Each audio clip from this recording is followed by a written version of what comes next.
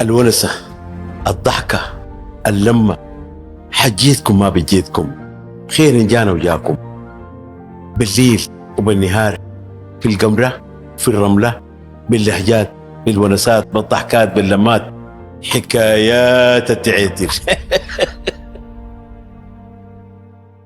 إنسان يبني حياته ويلم قريشاته عشان يتزوج، يطلق، تتبعثر حياته، ما يعرف تاني يبني نسيج اجتماعي. طلاق حاجة مؤلمة. إن أبغض الحلال عند الله الطلاق.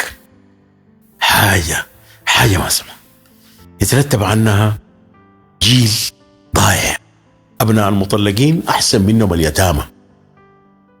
قبل ما تطلق فكر في أبنائك، قبل ما تطلق تذكر أبوك وأمك. لو كان طلق أمك كان حياتك كيف؟ ما تضيق أخلاقك. ما يتم الطلاق إلا في الظروف الصعبة، بالذات نحن كسودانيين، وبالذات اللي بيطلق في ظرف الحرب ده خاين، يتحمل. هذا ظرف استثنائي، ظروف اقتصادية، نزوح، قعدت ببيت ناس، أمها وبيت ناس، أمك ولا خالتك ولا عمتكم يتحملوا بعض. ظرف استثنائي ظرف الحرب. ما تضيق أخلاقك لأبسط الأشياء وتطلق عشان بعدين يكون عندك أبناء مشردين يحسب بهم الزمن، مخدرات، خمرة، أي حاجة هم جاهزين لها. ما أبناء مطلقين لا بيقدروا بيعيشوا مع أمهم ولا بيقدروا بيعيشوا مع أبوهم. وفي طلاق أصلا بس كده، بس مارك أصلا. سنة اتزوجت عثمان، دخلوا عش الحياة الزوجية وعرسوا وعملوا حفلة وحفلتين وحنة ويرتق وأبشر يا عريس شهر العسل. دخلتهم كده، عثمان قال تعبان وراسي، كك كك كك، شغال كنت أقدر ليه كوباية شاي سادة يا سنة، عامل ليه كوباية شاي؟ قالت نعم. بدينا. على فكرة مفترض احنا نأسس الأشياء ونقعد. أنا في حاجات ما ناقشتها معاك قبل العريس ده، دي قلت قبل ما نبدأ حياتنا مفترض أسسها معاك. قال لا في شنو؟ كيف يعني؟ مالك يا حبيبتي؟ قلت لها أول حاجة ما حبيبتي وما حبيبتي كنا نأسس الأشياء بعدين نجي لحبيبتي دي. سنة ممكن تعتقد وتفتكر وزي عندها رأي في الآخر وزي إنه مجتمع الذكورة، وبعد ذاك جندر، والرجل رجل والمرأة مرأة. اللي بيفرقك مني شنو؟ علم أنا قريته، أنت ما بتجاوزني ولا بتفكر أحسن مني عشان تقول لي شوف أنا داير أقول لك حاجة. عشان نبدأ حياتنا الزوجية مفترض ما يكون عامل لي داك ويغسل لي وجزمتي وينا وسفنجتي وينا وملابسي غسلهم لي.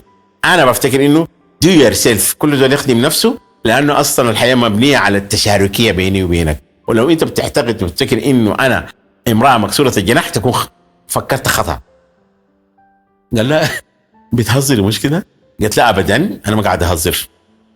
لا يعني كيف اسمع حد عمل كوبايه شاي؟ قالت لي اطلاقا ما حعمل لك كوبايه شاي من الليله حقه. تعرف لو احتجت لك شاي تمشي تعمله براك، داير تاكل ديك الثلاجه نزل حاجاتك سخن حاجاتك وكل. انا بوفر الحاجات انت بخدها لك في الثلاجه، وانت برضه بتجيب الحاجات خدها في الثلاجه.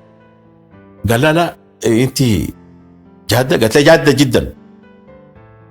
ده سخف منك بالمناسبه، انت مفترض تعرفي انه انا رجل وانت امراه. قالت لي دي الطريقه اللي بيفكروا بها الناس الخطا، عشان كده انا بفتكر انه لازم اسس حياتي معك ويكون في فهم محدد. قال لا اسمع ما تتلامضي. قالت لي لميض انت، لميض ما تتلامض، لميض ما. قال لا يا اخي اقول لك حاجه عشان ترتاح وذاته انا حاسس بانه اخترت غلط، انت طلقانه. قالت لي ما جبت حاجه جديده وما خيبت توقعاتي، لانه انا كلمت امي قلت لها حاطلك في شهر العسل. اوكي. قال لا عشان امك تتاكد تماما تكون مرتاحه انت طلقانه بالثلاثه، شيلي حاجاتك وتخارجي.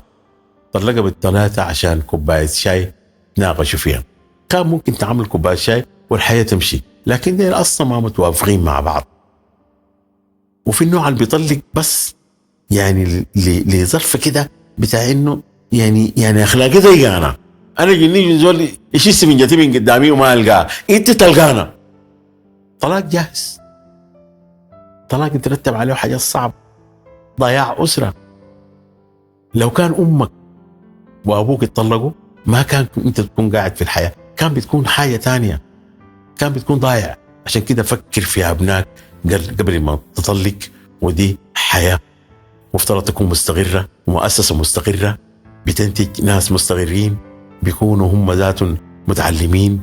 لو الشراكه بقت مستقره الابناء بيكونوا سعيدين وبكونوا هم ذاتهم مبدعين وبكونوا هم عندهم أخلاق.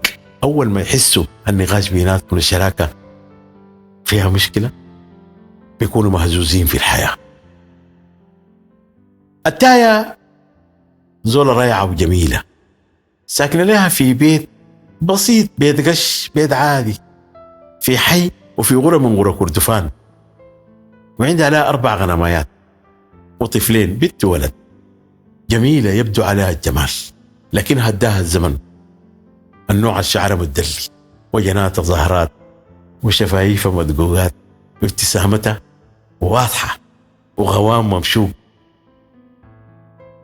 وراجل عوضين داجين في نص الحلة سف صعود، وقاعدة في الضللة ولعب ضمنة ولابس لها عراقي وسخان مكرمش زي الكورديون. ما متوافق مع الزولة دي. النزير تيمس سايق لوريو، تيمس ماشي بدق الحديد ده دق. لما نجي يوم قرية بيونسوا والناس تسمع تاي تاي تاي، ناس الحلة بصفقوا له بيعرفوه. النزير جاء، النزير جاء شاف في 40 من عمره أو زيادة بسيط، سايق لوريه وماشي متكيف، وهو مع نغمته الداخلية والسواقة والكوس شغال. ظهرت له غنماية، شال اللوري منها شمال مشت معاه، شال اللوري يمين الغنماية مشت معاه. واو واو واو، دقش الغنماية بدل ما يدقش الحلة، وقال دي خسارة بسيطة. وقف اللوري ونزل من شفة الزلط كانت عالية. الحلة كسرت عليه، قبقبوا مسكوا طقطقوا عملوا له، والحلة جاتت. التايب فوق الصريف عاينت، شافت في بتاع لوري مقبقبينه وليه شنبات. جات لفحت توبة عشان تتفرج مع الناس. في شنو قالت لهم؟ قال لها الغبيانة في شنو؟ قنمايتك دقشوها. انتوا تقولوا في شنو؟ قنمايتك اللي بتحلب منها بتشرب منها اللبن دقش الراجل ده. والراجل مقبقبينه النزير. قالت لهم مسي كلكم زي ده، مقبقبين لكم زول عشان غنماية؟ فكوا مش غنمايتي. قالت له يا راجل انا عفيت لك لوجه الله، دور لوريك امشي والغنماية في ذاك. النزير دخلت الكلمات جواه زي الحنين، حس برجالة مرة وسماحة مرة، وهكذا في حنانه، ودور ليه وفات. ونزل الشحنة ليه قدام في دار صباح في الأبيض وجا راجع. وفي الأثناء ده جا راجل التاية داخل الحلة ساف في صفة الدقار تيمس، والناس لاقوه. قال له هوي مرتك غنمايتها دقشوها والخير جاكم، بدل ما يعوضوه عفت السواق وفات. دفر الباب برجله توف. قال لا التاية انا لما عرستك انت عندي غنمايه، انت بتحلبي لي لبن، انت بتجيبي لي لبن، والصعود الطاير من قشر انت نهار ليك ودقالك كف. لما امنت قال لا غنمايتي افضل منك. جاء اخوها الطاهر من هناك كلمه، قال له اختك دقوها. تاية قامت نفضت روحها، اولادها مسكوها. الطاهر كبس ليك. الراجل ده بني لما امن. ذاك لما وقع في الارض زوجها قال لا طلقانه، طلقها وساقت اولاد الاثنين ومشت بيت ابوها.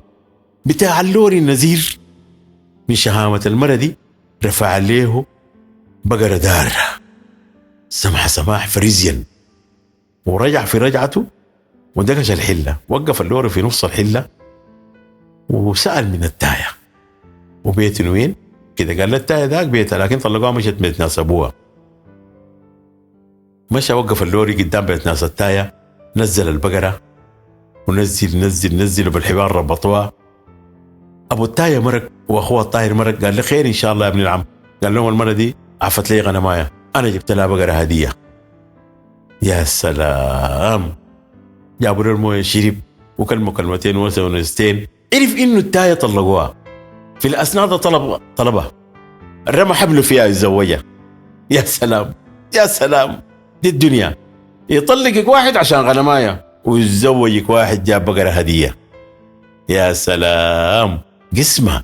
عشان كده انا بقول لكل زوله قطر صفر بسيط أو عانس أو اتطلقت أو اختلفت مع زوجها، فكي غنمايتك في الشارع جنب الزلط، يمكن ربنا يرزقك.